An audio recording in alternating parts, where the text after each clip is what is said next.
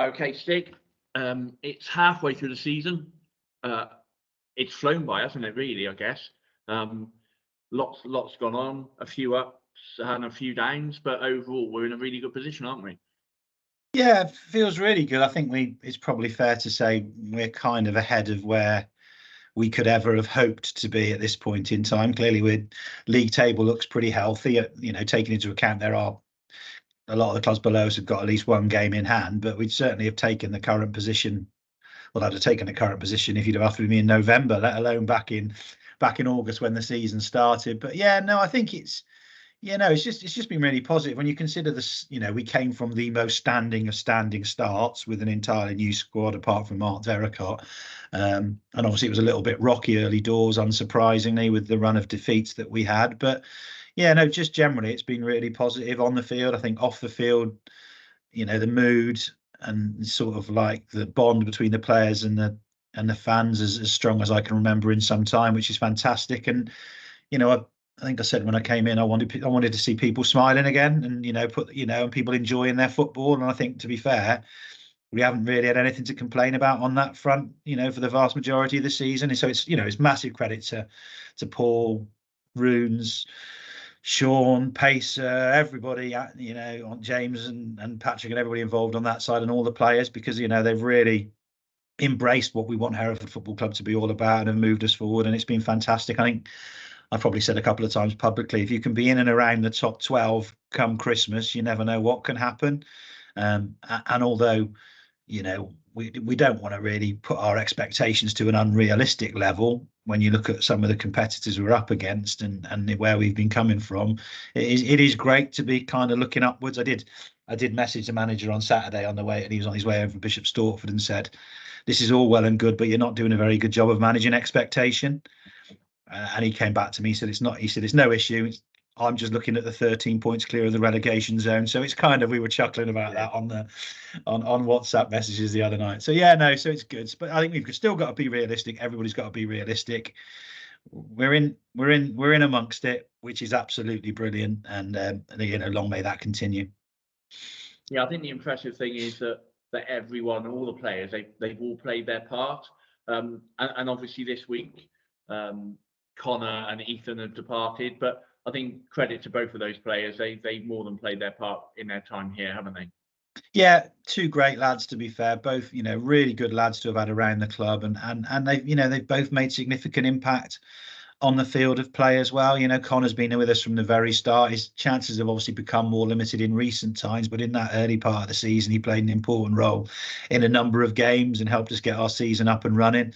And then Ethan came in, and at a time when we were having the world's worst luck in terms of injuries to our attacking players, and he came in at a really important time. And he can be incredibly proud of the 3 months he spent with us. In a different world, you might have looked at it and thought, could we try and retain him? But you've got to be fair to everybody. We've got to look after ourselves as well in terms of what we've got to do moving forward. But I think both players, I'd like to think they'll be welcome. They'll be welcome with open arms if they ever return to Edgar Street in any form, whether that's with an opposition team or whatever. And I'm just thankful to them both, and I'm thankful to every player that's featured for us. And it is sad when players that you've got to know and are clearly lovely people have move on, but as Paul said, that's football, sadly, and that happens. And I think Ethan's already fixed up obviously at Stourbridge, and I'm sure Connor won't be far behind in getting himself sorted as well, because he's got plenty of talent. And we, in the short term, we'll support Connor, and Paul has already said he'll support him as much as he can to try and find somewhere else. Yeah, I know Paul put out quite a lengthy kind of thank you to the pair of them, a bit more than the standard kind of so and so's left and good luck for the future. And I think that probably says a lot about Paul, but also a lot about how he rated the two players as well, and kind of what he thought of them. Yeah, absolutely right. You can see the respect and the way Paul treats his players, even on the touchline when they're coming off or when they're having a conversation during the course of a game. And if you're around the squad at all, you can see the respect they've got for Paul and the respect he treats them with. And yeah, and as you said, that just sums it up really. The tributes he paid to both players was absolutely right and absolutely accurate, as you'd expect. Obviously, those two going out, but it also means that there's a couple coming back from injury. Mark Derricott, Andy Williams, and Jordan Lydon's not too far around the corner as well, is he? Yeah, no, it'd been obviously anybody who's in the ground early has seen the likes of Des and Willow and Jordan, every week almost getting their sort of fitness work getting harder and harder each time. So they're not far away. They're obviously going to need football. Then you can't throw people straight back in, so they're obviously going to need to be eased back in a little bit and given opportunity. And thankfully we've been going okay as well, so we're not kind of under any pressure to throw them straight back in potentially. But it'll be great to have players back in. Paul said all along he didn't want a squad where he was carrying too many players. He didn't want to have more players than he's needed, and he's been true to that all the way through. It's been a bit of a it's probably not played out how we would have hoped because of the number of injuries that we've had over time. But to get back and hopefully have a clean bell of health soon would be fantastic. Obviously, we've had this opportunity to bring in Reece Hall from West Brom, which we've taken, which is really good. He'll give us some, again, a bit more defensive cover, and he's also, he's got a bit of versatility because he has played across the back line and he has played a bit in midfield as well. And it's good to get bring someone in from West Brom to get a link up with them as well, which is good. So it'd be interesting to see how Reece settles in. But yeah, no, generally at the moment from a footballing perspective, you've got to be happy with where we've got to, and you've got to kind of look ahead with a not too much hope and ambition, because we've all been Hereford fans for far too long and we know it tends to end in disappointment. But let's see where it takes us. Yeah, well, I certainly think that's one of the I have things. to say, sorry, James, but I have to say, I think I like a win like the one at Bishop Stortford. I think is really important, because you go to a place like that. That's a horrible fixture. You're playing a team that are at the bottom of the league. You've got everything to lose, really. All the expectations on the team higher up the league to win the game, and actually to go there and get a 1-0 victory, I think was a really important thing. And Paul's spoken a few times about our away form needed to improve. So to go there and literally get the job done and come home with 3 points was brilliant. And I think it was just, I always think a 1-0 away win is as satisfying as any result, to be fair. Yeah, I was just going to say, it's. I think one of the things Paul's trying to do is change that mindset. So, and the Bishop Stortford is a classic example. The pressure was on us, but the players went in. It wasn't the world's best performance, but it was the 3 points. That's what's important at the end of the day. And I think with being Hereford fans, it is the hope that always kills you, isn't it? But I think that's one of the things that Paul is trying to kind of change very slowly, bit by bit, is kind of the mindset of everything. So yeah, credit to Paul really on that front. Yeah, I don't know if I've ever mentioned it, Jamie. I'm sure you might know. I used to work for Wigan Athletic, and when I worked there, did I ever mention that? And I remember talking to someone, the manager there, when I was there, and he said, "Well, the reality is, you probably only play well. You only probably play really, really well for 90 minutes 4 or 5 times in a season. So you've just got to find ways to win games when you aren't at your best, and that's what it's all about, isn't it? You don't absolutely put a fantastic performance in every week, and it doesn't happen that often because games ebb and flow, don't they? So you've just got to find a way to win a game, haven't you? And if you're not at your best, if you come away with 3 points, then that's all you can ask for. You get the same value for playing brilliantly and winning as you do if you just have an ordinary performance and win, don't you?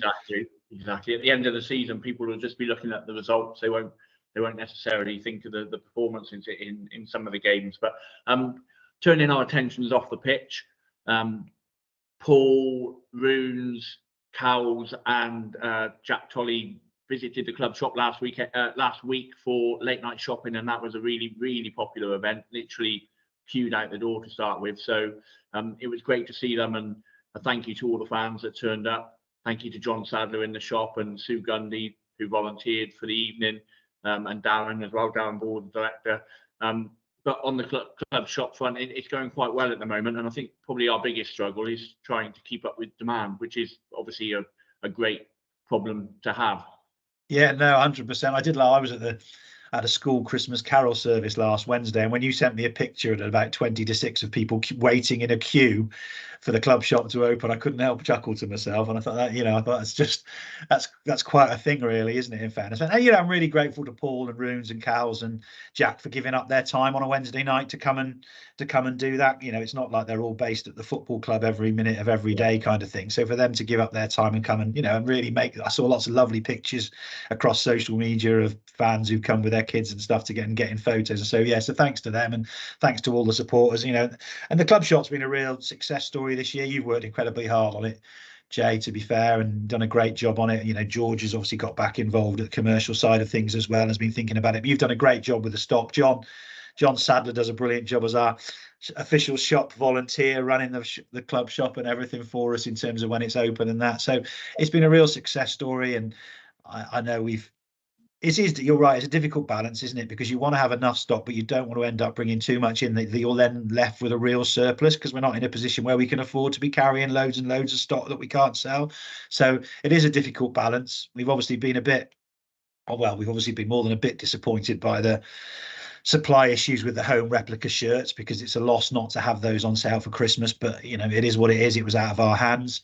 But yeah, there's been new stock coming all the time. I think hopefully, if this is the Thursday before Christmas, and you're telling me there's some big winter coats coming in hopefully today, and they should be in the shop for tomorrow and Saturday's game against Spennymoor, and then moving forward, which is great. And we'll keep, while people want to keep buying stuff, we'll try and keep you, well, I'm sure you'll try and keep getting stuff in, Jay, won't you? Yeah. Just as an example, we sold more bobble hats in 7 days than we did in the whole of December last year. So it's the demand really is there at the moment. Online's gone a bit crazy. We've managed to get all the orders out in time for Christmas, and I see there's still orders coming in, so we'll get those out today, and hopefully they'll still arrive in time for Christmas. But yeah, and it is a good news story at the minute. But obviously John Sadler's the one that's there kind of all hours volunteering to open up. So yeah, thank you to him as well. I mean, that thing is, Jay, that level of work that's been involved actually kind of links quite nicely to the advert that we've put out for a customer service assistant this week. Yeah. Because it wasn't a deliberate link, it was very professional if it was, Jamie, but yeah, and we've almost had to go down that route, because there's been so much interest this year that bless you, you're overrun. You had a full head of hair, didn't you, in July? And you've been overrun with it. You've been overrun with things. People in the office have got their own jobs to do without having to pick up the additional work that comes of the level of interest. And you never, ever, ever complain about the increased interest, but it does just bring a level of work that we don't necessarily have the staffing levels to do. And you can't rely on volunteers to do it all the time, because they have lives, quite rightly, they have lives away from the football club. And if something else comes up, they've got to go and prioritise. So I think, we put that advert out this week. It'll be a really important role for us. It'll be a really good role for somebody, for the right person. So it's going to be interesting to see the applications. And I know, it's something that you've been pushing quite hard for, to let us know, because, obviously I worked in that office for a year in the first year, but I do think unless you actually work in that office, unless you're actually in the club on a day-to-day basis, you can't really ever have an understanding of how much interest there is, and how much time a simple inquiry takes up. Yeah, I think for me it's making sure that we're offering fans a service that they deserve. So I know in the last kind of few months we have maybe been a bit slow at reacting to certain things, but hopefully I think it's a really key role for that link between the office and the fans, really. I think just to try and improve that service and make sure everyone's getting the service that they deserve as a fan. So I think it's a really key role. We had quite a high number of applications. I think we're up to 30 odd already. So we're starting that process of going through them, some really good applications. So hopefully, it'll really add to the service that we can offer.